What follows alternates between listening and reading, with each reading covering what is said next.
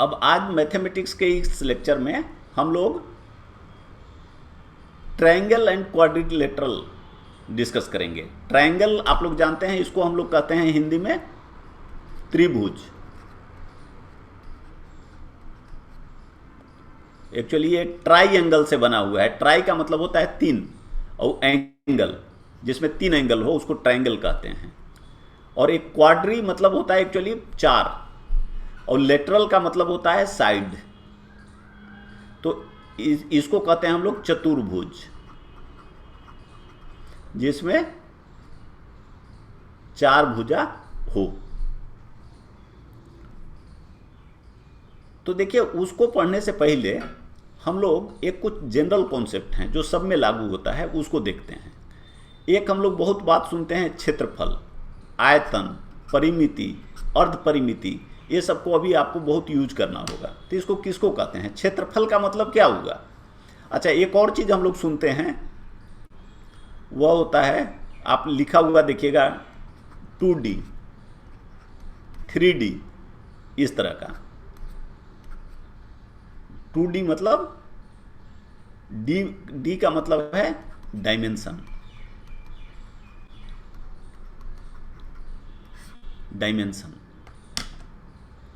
कल जैसे हम लोग देखे थे कि हम लोग बात कर रहे थे पॉइंट का, बिंदु, उसमें कोई डायमेंशन नहीं होता, उसको आप नहीं नाप सकते हैं, ठीक है। लाइन जो होता है उसको अगर आपको नापना है, कोई पूछेगा कि लाइन को नापना है तो आपको कैसे नापिएगा? उसका लंबाई नापिएगा। इसका मतलब है उसमें एक डायमेंशन है। लेकिन अगर मान लीजिए आपका बुक है, किताब है, उसका एक पन्ना है, उस पन्ने को आपको नापना है, तो कैसे नापिएगा? या बताना है कि कितना बड़ा पन्ना है, तो उसका बताइएगा लंबाई है और चौड़ाई है। मतलब दो चीज़, उसको उसका साइज बताने के लिए दो डायमेंशन का ज़रूरत है, लंबाई, चौड़ाई। लेकिन वही किताब के बारे में आपसे पूछे कि किताब का साइज क्या है, तो किताब का साइज के लिए क्या बताइएगा? लंबाई है, चौड़ाई है, और उसका मोटाई भी है, कितना मोटा किताब है। तो वो 3 डायमेंशन हो गया, और एक 2 डायमेंशन हो गया। जैसे पन्ना है तो उसका साइज क्या है? तो 2 डायमेंशनल है। किताब का साइज क्या है? तो लंबाई है, चौड़ाई है, उसके अलावा ऊंचाई भी है, मोटाई भी है, तो वो 3 डायमेंशन हो गया।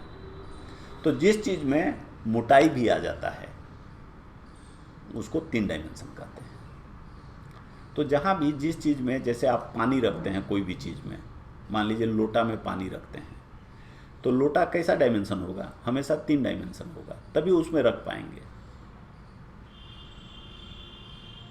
तो जहाँ भी उस तरह का है तो वो 3 डायमेंशनल है, जिसमें कि उसको नापने के लिए आपको 3 चीज़ चाहिए, लंबाई चाहिए, चौड़ाई चाहिए, और ऊंचाई भी चाहिए। लेकिन जहाँ केवल 2 से काम चल जाता है तो वो 2 डायमेंशनल है। तो जो क्षेत्रफल है ये 2 डायमेंशनल कॉन्सेप्ट है। कोई भी चीज़ को ढकने के लिए जितने बड़े कपड़ा की ज़रूरत पड़ती है, वो उसका कपड़ा को नाप लीजिए तो उसका क्षेत्रफल हुआ। खेत का नापते हैं हम लोग, नक्शा बनाते हैं, वो क्या बताता है? 2 डायमेंशनल बताता है। अगर आप नक्शा देखते हैं भारत का, उस पर हिमालय का नक्शा रहता है, तो उससे आप ये नहीं देख के बता सकते, अगर उसमें नहीं लिखा हुआ है तो आप ये नहीं बता सकते कि हिमालय कितना ऊंचा है, क्योंकि जो ऊंचाई है वो नक्शा नहीं दिखाता है। लेकिन अगर वही 3 डायमेंशनल, अगर मान लीजिए आपको मूवी दिखाया जाए 3 डायमेंशनल, तो वो आप देख सकते हैं कि कितना ऊंचा है, या मेजर कर सकते हैं कितना ऊंचा है। तो क्षेत्रफल का मतलब होता है कि 2 डायमेंशन में कोई चीज़ कितना एरिया को कवर करता है। तो जब भी आप सवाल बनाइएगा, जैसे कहेगा कि कोई बागीचा में घास लगाना है, तो घास कहाँ लगेगा? तो इसका मतलब क्षेत्रफल निकालना है, जितना एरिया आप ढक सकते हैं उसको क्षेत्रफल कहते हैं। अब वही कहेगा पानी भरना है तो आयतन है। तो ये चीज़ों को समझना जरूरी है कि कभी कभी ये होता है। अब मान लीजिए कहेगा कि फेंसिंग लगाना है, घेरना है, कांटे का फेंसिंग लगाना है या तार का फेंसिंग लगाना है। तो जैसे मान लीजिए यह खेत है, तो फेंसिंग कहाँ लगाते हैं? इधर लगाते हैं, लाइन की तरह लगाते हैं। और लाइन में हमने बात किया कि वो एक चीज़ मेजर करने के लिए जैसे मीटर खाली चाहिए, तो ऐसे को पेरीमीटर कहते हैं, परिमिति, कि जहाँ की ये आप नाप लेते हैं कि इसका बाहर से अगर एक हम ऐसे रखें, मान लीजिए रस्सी ऐसे रख दें चारों तरफ से और फिर उसको खोल के नाप लें, तो वो हमारा पेरीमीटर, परिमिति हो जाएगा, चाहे वो कोई भी शेप का हो। मान लीजिए ऐसे है, ऐसे है, तो इसका हम कैसे निकालेंगे? क्षेत्रफल कैसे निकालेंगे, आयतन कैसे निकालेंगे, परिमिति कैसे निकालेंगे? तो इसको अगर हम ग्राफ पे ऐसे ही ड्रॉ कर देंगे, और ग्राफ आप देखते हैं ये बहुत छोटा छोटा ऐसे ऐसे रहता है, तो इसको हम काउंट कर लेंगे छोटा छोटा छोटा छोटा, तो उससे हमको एरिया निकल जाएगा। और इसके लिए हम ऐसे ही अगर रस्सी ऐसे ऐसे घुमा के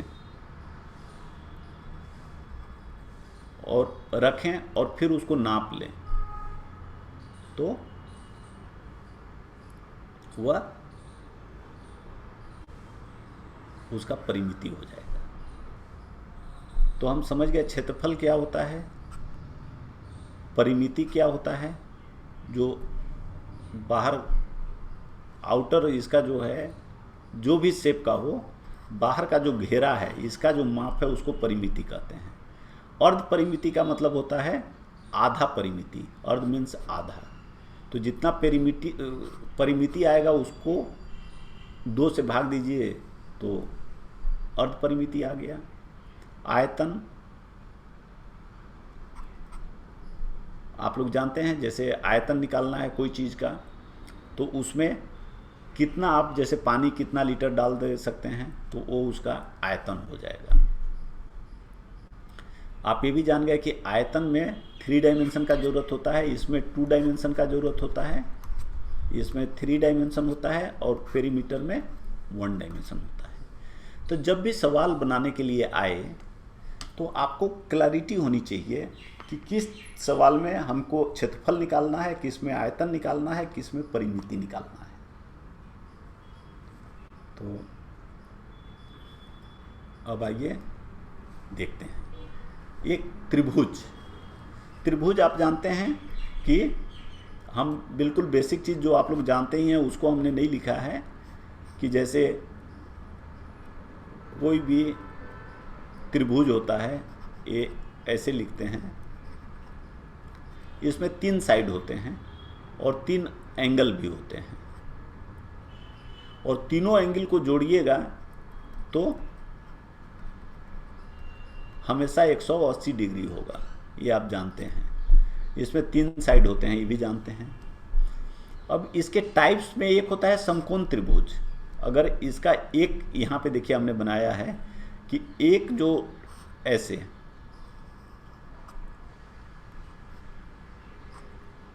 यह जो एंगल है 90 डिग्री है। कोई भी त्रिभुज में एक से अधिक 90 डिग्री नहीं हो सकता है, क्योंकि तीनों को जोड़ के 180 डिग्री होना है, तो तीसरा का भी कुछ वैल्यू होना ही होना है, 0 नहीं हो सकता। तो ऐसे त्रिभुज को समकोण त्रिभुज बोलते हैं। और नॉर्मली इसको ऐसे P लिखते हैं, B लिखते हैं और इसको H लिखते हैं। इसको बोलते हैं आधार, इसको बोलते हैं लंब, और इसको बोलते हैं कर्ण। ये जैसे यहां देखिए लिखा हुआ है PBH, तो H इज इक्वल टू होता है √P² प्लस B²। अब अगर ये देखिए यह है, अगर P 3 है और B 4 है तो H 5 होगा। इस सबको याद रखने से आपको बहुत समय प्रॉब्लम बनाने में आसानी होती है। जब हम लोग डायरेक्शन पढ़ रहे थे, दिशा, तो उसमें भी इस तरह का आता था, और हमने उस दिन भी बात किया था कि अगर आप कुछ याद रखेंगे तो आपका प्रॉब्लम आसान होगा। तो जैसे अगर 5, 12, 13, 7, 24, 25, 8, 15, 17, 9, 40, 41 बहुत सारा होता है। जैसे अभी मान लीजिए इसका लिखने का क्या मतलब है कि अगर आपका आ गया कि कोई राइट एंगल ट्रायंगल है 9 है और ये 40 है, तो इसको आप बिना सोल्व किए लिख सकते हैं कि 41 है। तो बहुत समय ऐसा आता है तो आपका टाइम बचता है। 8, 15 है, ये 8 अगर है, ये 15 है तो ये 17 है। 3, 4, 5, 5, 12, 13 ही तो आपको याद ही होता है। इसका जो एरिया होता है इस तरह का जो लिखे हैं, ये बताता है कि इसका क्षेत्रफल ये होता है 1/2 इंटू पी इंटू बी, 1/2 गुना आधार गुना लंब। और इसको कहते हैं समबाहु त्रिभुज। समबाहु मीन्स जिसके तीनों भुजा बराबर हों। ये अगर ए है, बी है, सी है, तो तीनों भुजा बराबर हैं तो ये तीनों एंगल भी बराबर होते हैं, 60 डिग्री, 60 डिग्री और 60 डिग्री। इसका जो एरिया होता है, क्षेत्रफल होता है, वो √3/4 ए स्क्वायर होता है। ए उसका साइड का लेंथ है।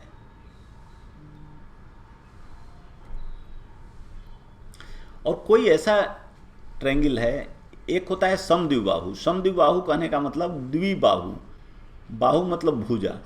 तो अगर दो भुजा बराबर है, जैसे यह और यह बराबर है, तो इसको हम समद्विबाहु बोल देंगे। और आप जानते हैं कि अगर ऐसा बराबर है तो बराबर भुजा के सामने का एंगल भी बराबर होता है। तो यह एंगल थीटा है तो यह भी थीटा होगा। और अगर कोई बराबर नहीं है, कुछ नहीं है, जो हमने अभी ऊपर डिस्कस किया वैसा में से कुछ नहीं है, केवल आपको तीनों का साइड पता है कि एक का साइड ए है, बी है, एक का सी है, तो इस केस में एस कहते हैं, स्मॉल एस। एस का मतलब सेमी पेरीमीटर, जो पीछे हमने देखा था, ये जो चीज़ है इसका मतलब है सेमी मतलब आधा, पेरीमीटर मतलब परिमिति, तो अर्ध परिमिति।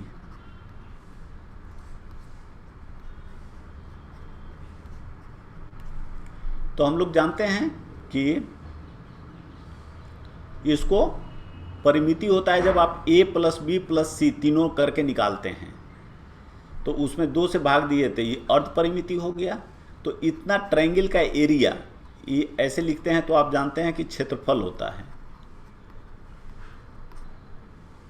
√S minus A, S minus B, S minus C. S ये जो कैलकुलेट किए और ए बी सी इसका साइड है।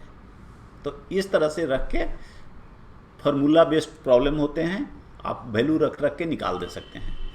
अच्छा, एक यह इम्पोर्टेंट होता है कि बहुत समय प्रॉब्लम आते हैं इससे, और बच्चों को थोड़ा सा दिक्कत होती है।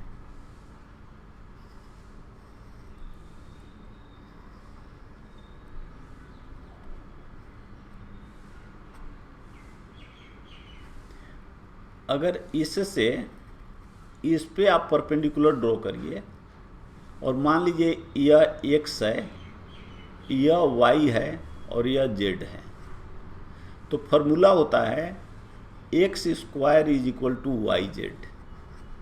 ये जो है इसका स्क्वायर, ये देखिए यहाँ लिखा हुआ है yz।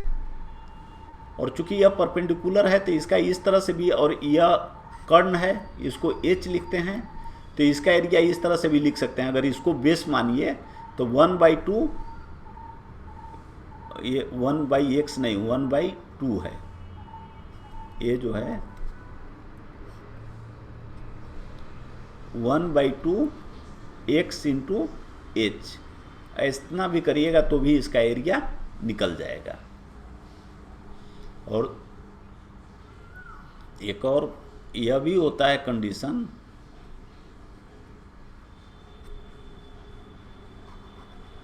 कि अगर यह और यह बराबर है, मतलब ये मिड पॉइंट है, तो इतना ही ये भी होगा, तीनों बराबर होंगे। तो इसलिए यहाँ से अगर आप एक सर्किल ड्रॉ करिएगा तो ये सर्किल ऐसे होकर जाएगा। अब देखिए क्वाड्रिलेटरल मतलब चतुर्भुज। चतुर्भुज में जानते हैं 4 भुजा होता है और 4 एंगल भी होते हैं। ये एंगल हो गए, कोण हो गए, 4 भुजा है। चारों एंगल को जोड़िएगा तो 360 डिग्री आएगा हमेशा। और कोई भी शेप का ट्रायंगल हो, अगर इस सब के मध्य बिंदु को मिलाइएगा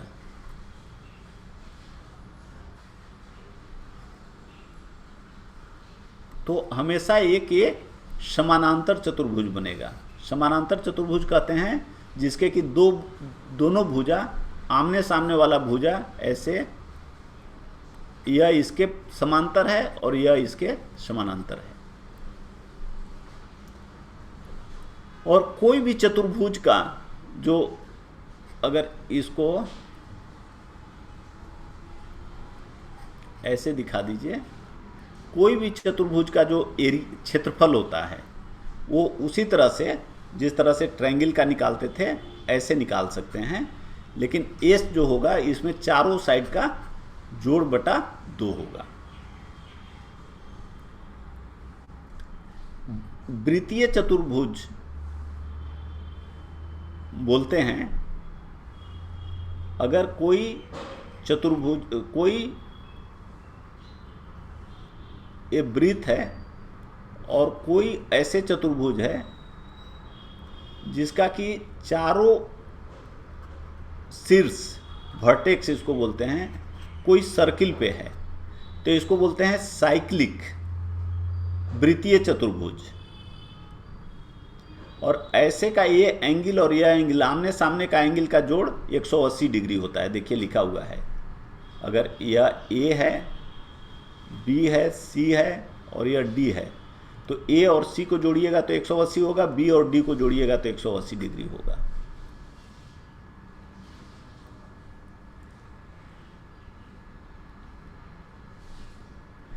और अगर कोई सर्किल में ऐसे बना हुआ है वृत्त में, तो इसको इंस्क्राइबिंग क्वाड्रिलेटरल भी बोलते हैं, अंतःवृत्त भी बोलते हैं कि वृत्त के अंदर में है। और अगर ऐसे बना हुआ है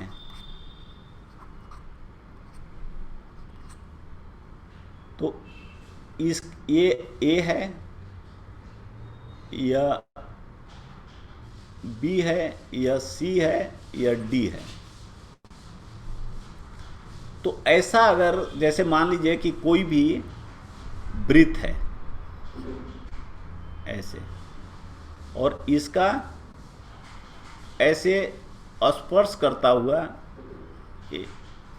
ऐसे और ऐसे आपने 4 साइड बना दिया, तो इसका साइड का अगर length A B C D है तो आमने सामने का जो साइड का लेंथ होगा को जोड़िएगा तो होगा वो बराबर रहेगा, A plus C B plus D के बराबर होगा। अब अगर आप जानते हैं कि आयत, ये यहाँ पे लिखा हुआ है लेकिन ये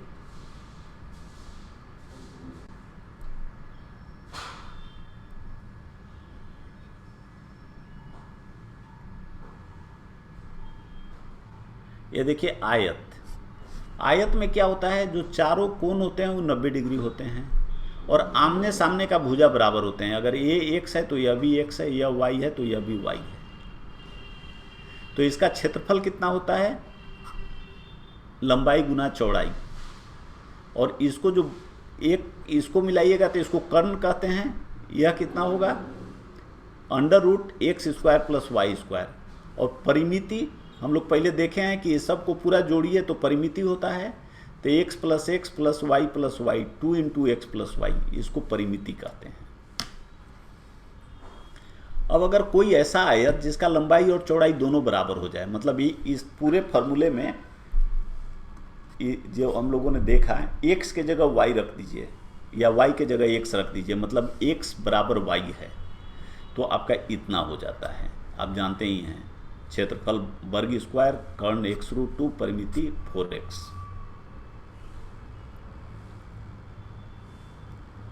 अब इसको कहते हैं रोम्बस, सम चतुर्भुज, मतलब ऐसा चतुर्भुज जिसका चारों भुजा बराबर है। जैसे यह ए है, यह ए है, तो यह भी ए है, यह भी ए है, ऐसे है। तो इसका जो दो डायगोनल होगा, अगर मान लीजिए ये ए है, ये बी है, यह सी है और यह डी है, तो ये दो डायगोनल हैं।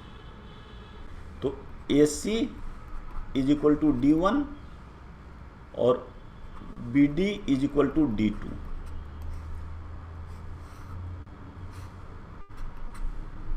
ऐसा है। तो एरिया इसका होता है half D one into D two. Sir इसका परिमिति नहीं होता है क्या, इसका समचतुर्भुज का? हाँ, सबका परिमिति होगा मैडम। परिमिति का मतलब क्या है? चारों साइड का जोड़। तो चारों साइड को जोड़िएगा तो कितना होगा परिमिति? 4a। 4a, तो वही हो गया, होता है। Yes sir. हाँ, जितना भी फिगर है सबका परिमिति होगा। तो इसका भी परिमिति होगा, परिमिति लिख दीजिए। Yes sir.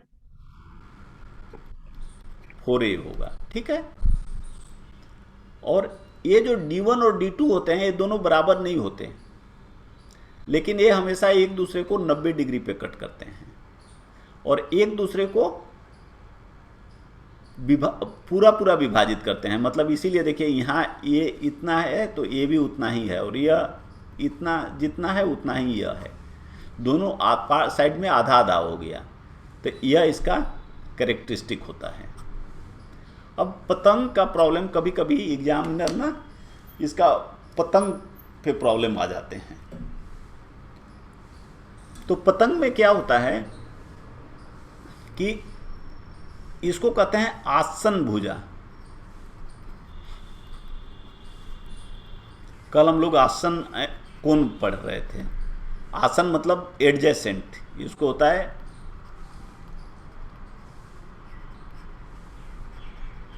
Adjacent sides.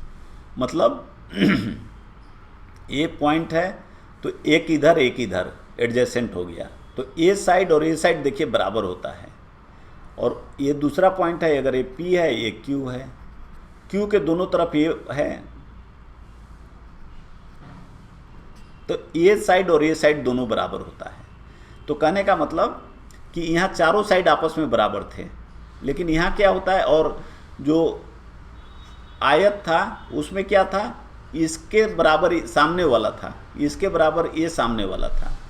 यहाँ आमने सामने वाला बराबर नहीं होते, ये और ये बराबर नहीं होते, अगल बगल वाले बराबर होते हैं। ये और ये बराबर होता है, ये और ये बराबर होता है। और इसको जब मिलाइएगा तो इसका जो कर्ण बनेगा दोनों, वो एक दूसरे को 90 डिग्री पे कट करेगा, लेकिन उसमें से बराबर एक ही होगा। कहने का मतलब है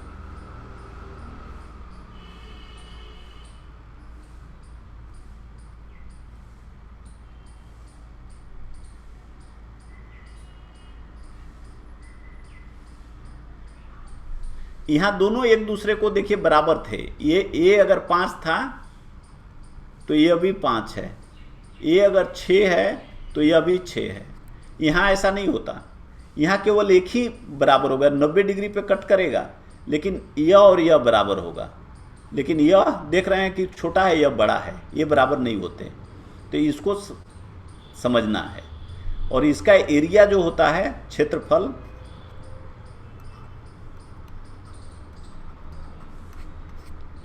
one by two D one D two, जो ये फॉर्मूला था वही फॉर्मूला यहाँ होता है।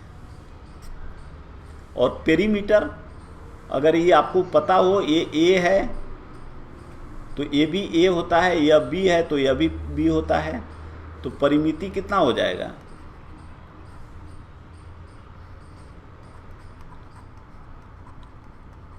To A plus B. Normally परिमिति ऐसे में आपका पूछेगा नहीं, जो पूछेगा वो ये चीज़ें हैं जो मैंने आपको बताया कि कैसे बराबर होता है और कैसे अलग होता है, कितना एरिया होता है। एक होता है समलंब चतुर्भुज, इसमें क्या होता है, समलंब कहने का मतलब कि इसका परपेंडिकुलर लंब बराबर रहता है। तो ये बराबर लंब कब बराबर होगा, जब ये दोनों रेखा पर पैरेलल हो, समानांतर हो। तो ये जो चतुर्भुज होता है इसका दो भुजा एक दूसरे के समानांतर होते हैं, जैसे ये समानांतर है इसका, और ये समानांतर नहीं है। तो जो समानांतर हैं इनको बेस बोलते हैं, पी लिखते हैं, और जो समानांतर नहीं है उसको लेग बोलते हैं, एल लिखते हैं।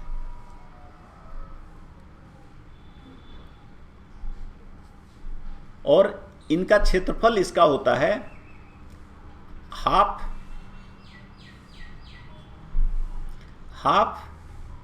ए पैरेलल जो दोनों साइड हैं उसका sum into H. H means, ये देखिए, एच मीन्स हाइट। तो 1/2 a plus B into H. और अगर इसका एक कर्ण d1 है और दूसरा कर्ण d2 है तो यह रिलेशन होता है d1 square plus d2 square is equal to l1 square plus l2 square plus 2p1 into p2। कभी कभी कोई ऐसा समलंब चतुर्भुज भी होता है जिसका दोनों लेग बराबर हो, मतलब ये जो तिरछा दिख रहा है साइड, ये दोनों बराबर हो।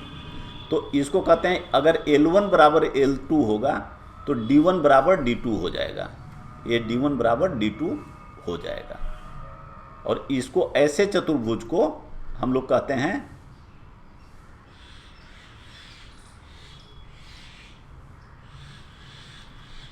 समद्विबाहु समलंब चतुर्भुज, ऐसे बोलते हैं। आइसोसिलीज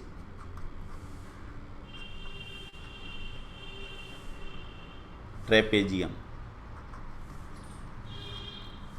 इंग्लिश में यह बोलते हैं। तो यह हो गया। अब देखिए, ये सब जितने भी आते हैं प्रॉब्लम आएंगे, सब सिंपल फार्मूला बेस्ड होगा। आप वैल्यू रखिए, आपको आंसर मिल जाएगा। और एक और आप जानते ही हैं, सर्किल होता है, ये भी आपका सिलेबस में दिया हुआ है। सर्किल क्या होता है, इसमें एक रेडियस होता है, इसको केंद्र बोलते हैं। एक केंद्र है, अंग्रेजी में सेंटर बोलते हैं, इसको त्रिज्या बोलते हैं, रेडियस। अगर ये दोनों को मिला दीजिए ऐसे तो ये जो बनता है इसको व्यास बोलते हैं, डायमीटर।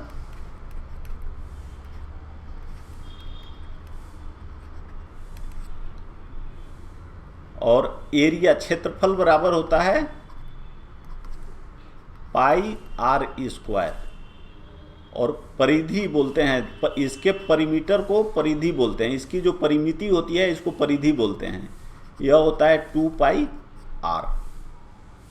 सेंटर पे एंगल 360 डिग्री बनेगा। अगर मान लीजिए आपको ये कोई एंगल दिया हुआ है थीटा, तो ये एरिया कितना हो जाएगा, इसको सेक्टर का एरिया बोलते हैं। तो पूरा एंगल होता है जब 360, तो देखिए थीटा डिग्री बटा 360 डिग्री इज इक्वल टू, अगर इसका एरिया हम मान लीजिए लिख दिए x बटा पाई आर स्क्वायर, तो उससे हम सेक्टर का एरिया निकाल लेंगे, ये एरिया निकल जाएगा। तो ये बेसिक चीज़ें हैं जिससे रिलेटेड प्रॉब्लम आते हैं। तो जैसा हमने बोला, अब आप लोग इसके भी प्रैक्टिस करेंगे, और हमेशा रिजल्ट एक्शन से मिलता है। हमारे गीता में भी श्री कृष्ण भगवान ने कहा है कि action is better than inaction. कुछ करना, कुछ भी नहीं करने से हमेशा बेहतर है, क्योंकि अगर हम करते हैं तो ही हमारे शरीर की जो यात्रा है, आत्मा की यात्रा है, वो आगे बढ़ती है, नहीं तो वो यात्रा भी ठहर जाती है। तो आप लोग प्रैक्टिस ज़रूर करें।